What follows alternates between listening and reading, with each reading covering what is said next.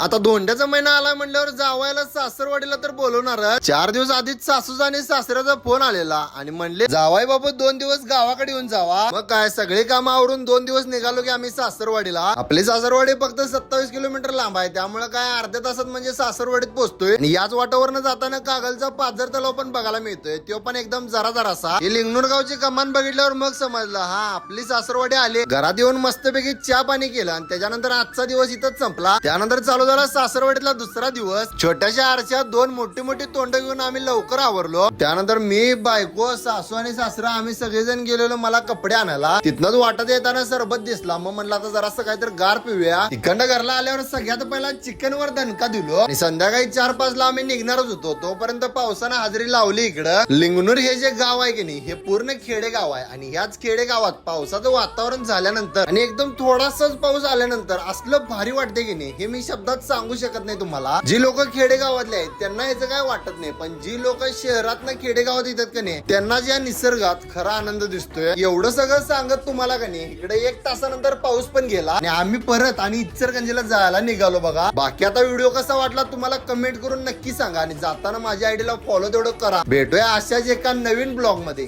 चला bye bye.